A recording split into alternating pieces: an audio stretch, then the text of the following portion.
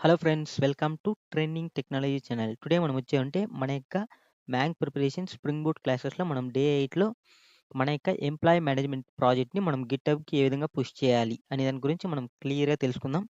దానికి ముందు మీరు మా యొక్క ఛానల్ అనేది సబ్స్క్రైబ్ అనేది చేయకుండా ఉంటే సబ్స్క్రైబ్ అనేది చేసుకోండి. అలానే పక్కన బెల్ ఐకాన్ క్లిక్ చేసి నోటిఫికేషన్ అనేది యాక్టివేట్ అనేది చేసుకోండి. సో మనం ఆల్రెడీ మనం వచ్చామంటే మన యొక్క ప్రాజెక్ట్ అనేది ఇంప్లిమెంట్ అనేది చేసేసినాం. సో దీన్ని మనం వచ్చామంటే మన గిట్హబ్కి ఇప్పుడు పుష్ అనేది చేయాలి. సో ఒకవేళ మీరు ఇంతవరకు మీరు గిట్‌హబ్‌కి పుష్ చేయలేదు. మీరు ఫస్ట్ టైమ్ పుష్ చేయాలనుకున్నట్లయితే మీకొచ్చేమంటే నార్మల్‌గా దీనికోసం మనం వచ్చేమంటే గిట్ బస్ యాప్ అనేది ఇన్‌స్టాల్ అనేది చేసుకోవాలి. ఓకేనా? సో ఒకవేళ మీరు ఇన్‌స్టాల్ అనేది చేయకుండా ఉంటే దానికి కావాల్సిన స్టెప్స్ అన్నీ ఏ విధంగా ఇన్‌స్టాల్ చేసుకోవాలి, ఏ విధంగా గిట్‌హబ్ అనేది పుష్ చేయాలనే దానికి సంబంధించిన వీడియో డిస్క్రిప్షన్ అనేది కింద డిస్క్రిప్షన్‌లో ప్రొవైడ్ చేసినట్టు ఆ వీడియో అనేది రెఫర్ చేసుకోండి. సో ఇప్పుడు మనం వచ్చామంటే మన యొక్క కోడ్‌ని ఏ విధంగా గిట్‌హబ్ పుష్ చేయాలి అనేది దాని గురించి క్లియర్‌గా స్టెప్ బై స్టెప్ అనేది చూద్దాం. దీనికోసం నేను ఫస్ట్ ఆఫ్ ఆల్ ప్రాజెక్ట్ అనేది ఓపెన్ చేసుకుంటున్నా. సో ఇక్కడ నేనొచ్చేమంటే డిఫాల్ట్‌గా మనం వచ్చేమంటే మన యొక్క మై ఎస్‌క్యూఎల్ కాన్ఫిగరేషన్ అనేది ఎనేబుల్ అనేది చేసినాం. బట్ ఏమంటే దీన్ని డిసేబుల్ అనేది చేసి హెచ్2 డేటాబేస్ కాన్ఫిగరేషన్ ఎనేబుల్ అనేది చేసుకుంటున్నా. ఎందుకంటే మీరు ఒకవేళ ఈ యొక్క ప్రాజెక్ట్‌ని క్లోన్ చేసుకొని మీ యొక్క సిస్టమ్‌లో రన్ చేసినప్పుడు మీకొచ్చేమంటే మై ఎస్‌క్యూఎల్ కాన్ఫిగరేషన్ అనేది మీరు చేంజ్ చేయకుండా ఉంటే మీకొచ్చేమంటే ఎర్రర్ అనేది రావడం జరుగుతుంది. ఓకేనా? సో కాబట్టి నేను ఇక్కడ వచ్చేమంటే హెచ్2 డేటాబేస్ కాన్ఫిగరేషన్ అనేది ఇస్తున్నాను. ఎందుకంటే మనం డిపెండెన్సీ యాడ్ చేసినాం కాబట్టి మనకిది 100% ప్రాపర్‌గా వర్క్ అనేది అవుతుంది. ఓకే. సో ఇప్పుడు నేను దీన్ని సేవ్ అనేది చేసేసినాం. ఓకే. ఓకే. సో ఇప్పుడు మనం మన యొక్క ప్రాజెక్ట్‌ని గిట్‌హబ్‌కి పుష్ చేద్దాం. సో దీనికోసం మీరొచ్చేమంటే మీ యొక్క గిట్‌హబ్ రిపాజిటరీ అనేది ఓపెన్ చేసుకోవాలి. ఓపెన్ చేసుకున్న తర్వాత మనకి ఇక్కడ క్లియర్‌గా చూడొచ్చు. క్రియేట్ న్యూ రిపాజిటరీ అనేది ఉంటుంది. ఓకేనా? That means new repository. So new రిపాజిటరీలో మన యొక్క ప్రాజెక్ట్ నేమ్‌తో మనం వచ్చేమంటే ఒక రిపాజిటరీ అనేది క్రియేట్ చేసుకోవాలి. సో ఇక్కడ నేను మన యొక్క ప్రాజెక్ట్ ఏమి employee management. Employee so employee management కాబట్టి నేను సేమ్ యాజ్ టీజ్‌గా ఎంప్లాయీ మేనేజ్మెంట్ అనేది తీసుకున్నా ఇక్కడ ప్రాజెక్ట్ నేమ్‌గా. ఓకేనా? సో నెక్స్ట్ మనకి పబ్లిక్ అనేది డైరెక్ట్‌గా పబ్లిక్‌గా అంటే యూజర్స్ ఎవరైనా యాక్సెస్ చేసుకునే విధంగా పబ్లిక్‌లో ఇస్తున్నాను. నెక్స్ట్ వచ్చి మనకొచ్చేమంటే రీడ్‌మీ ఫైల్ కావాలంటే మనం యాడ్ అనేది చేసుకోవచ్చు. లేదంటే మనం సేమ్ యాజ్ టీజ్‌గా వదిలేయచ్చు. నేను ఇక్కడ దీన్ని రీడ్‌మీ ఫైల్ అని మన యొక్క ఎక్లిప్స్ నుంచి యాడ్ అనేది చేద్దాం. సో ఇక్కడ నేను వచ్చేమంటే క్రియేట్ రిపాజిటరీ అనేది క్రియేట్ చేస్తున్నా. ఓకే. సో మనకి ఇక్కడ క్లియర్‌గా చూడొచ్చు మన యొక్క రిపాజిటరీ అనేది క్రియేట్ అయిపోయింది. సో దాంతో పాటు మనకి ఇక్కడ సమ్ కమాండ్స్ అనేది ఇవ్వడం జరిగింది. సో ఈ కమాండ్స్ ఎందుకంటే మనం ఒకవేళ మీరు న్యూగా యూజ్ చేస్తే సింపుల్‌గా మనం వచ్చేమంటే ఈవెన్ మనకి బేసిక్ నాలెడ్జ్ లేకుండా మనం వచ్చేమంటే ఈ యొక్క కమాండ్స్ యూజ్ చేసుకొని మనం సింపుల్‌గా మనం మన యొక్క కోడ్‌ని గిట్‌హబ్‌కి పుష్ చేసేయొచ్చు. ఓకేనా? ఇప్పుడు ఇక్కడ ఉన్న కమాండ్స్ యూజ్ చేసుకొని మనం మన యొక్క కోడ్‌ని గిట్‌హబ్‌కి అనేది పుష్ చేద్దాం. సో దీనికోసం ఫస్ట్ కమాండ్ నేను సేమ్ యాజ్ టీజ్‌గా కాపీ చేసుకుంటున్నా. సో ఇప్పుడు మన యొక్క ప్రాజెక్ట్ అనేది ఓపెన్ చేద్దాం. ఓపెన్ చేసిన తర్వాత ఇక్కడ మన యొక్క ప్రాజెక్ట్ మీద రైట్ క్లిక్ ఇస్తే మనకొచ్చేమంటే షో ఇన్ లోకల్ టెర్మినల్ అనేది వస్తుంది. సో ఇక్కడ మనకి గిట్ బస్ అనేది ఉంటుంది. ఓకేనా? సో మీరు గిట్ బస్ అనేది ఇన్‌స్టాల్ చేసుకుంటేనే మీకు ఈ ఆప్షన్ అనేది వస్తుంది. ఓకే. సో నేను గిట్ బస్ అనేది సెలెక్ట్ చేసుకున్నా. ఓకే. సో ఇప్పుడు మనకి సేమ్ కమాండ్‌ని నేను ఇక్కడ పేస్ట్ అనేది చేస్తున్నాను. దీనికోసం మనం వచ్చేమంటే రైట్ క్లిక్ ఇచ్చి పేస్ట్ అనేది చేస్తున్నాం. ఓకే. ఓకే. సో ఎంటర్ అనేది ఇస్తుంది. ఎందుకంటే ఇక్కడ మనకొచ్చేమంటే ఓకే. మనం ఒక లైన్ అనేది మిస్ చేసినాం. ఎకోలో ఈ అనేది కాపీ కాలేదు. Okay. So control C.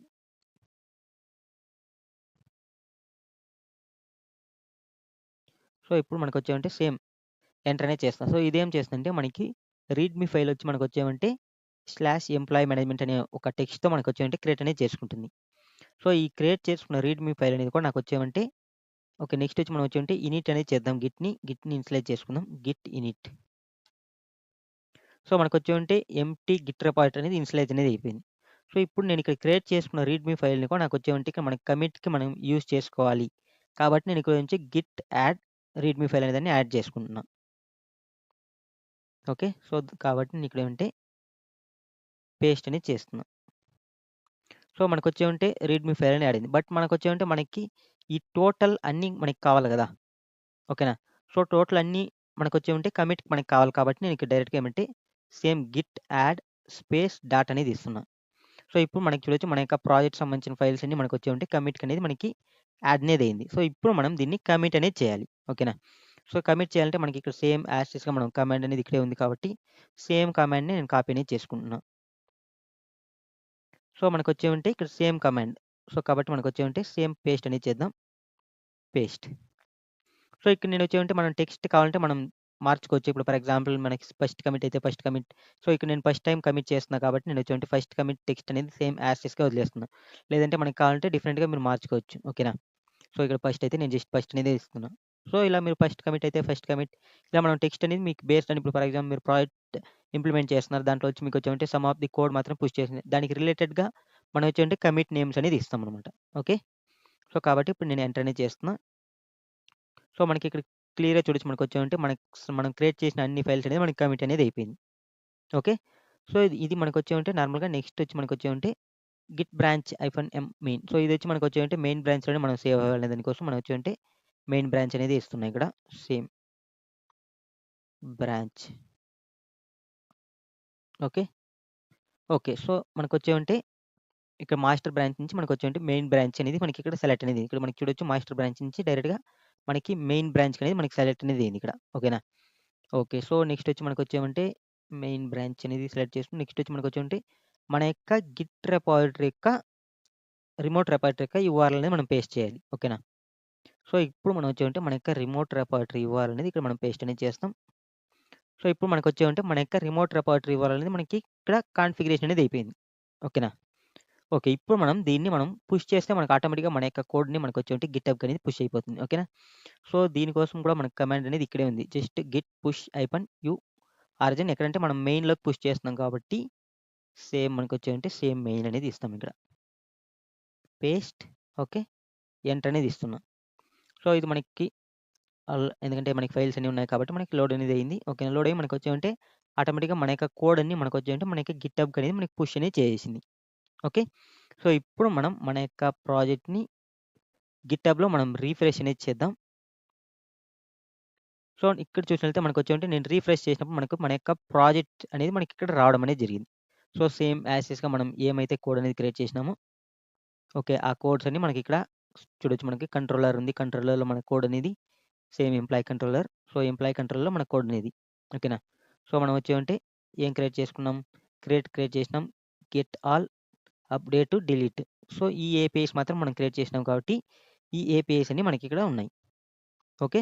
So, ఈ విధంగా మనం వచ్చేమంటే మన యొక్క ఆహ్, ఎక్లిప్స్ నుంచి మనం వచ్చామంటే మన యొక్క రిమోట్ రిపాజిటరీకి మనం కోడ్ అనేది పుష్ అనేది చేసుకోవచ్చు. సేమ్ అక్కడ ఉన్న కమాండ్స్ యూజ్ చేసుకొని. ఓకేనా? ఒకవేళ మీకు వచ్చామంటే నెక్స్ట్ మనం అప్డేట్ చేయాలన్నప్పుడు దానికి సంబంధించిన కమాండ్స్ కూడా మనకి కింద రావడం అనేది జరిగింది. నెక్స్ట్ మనకి ఒకవేళ ఏదైనా మోడిఫై చేసి మళ్ళీ పుష్ చేయాలన్నప్పుడు.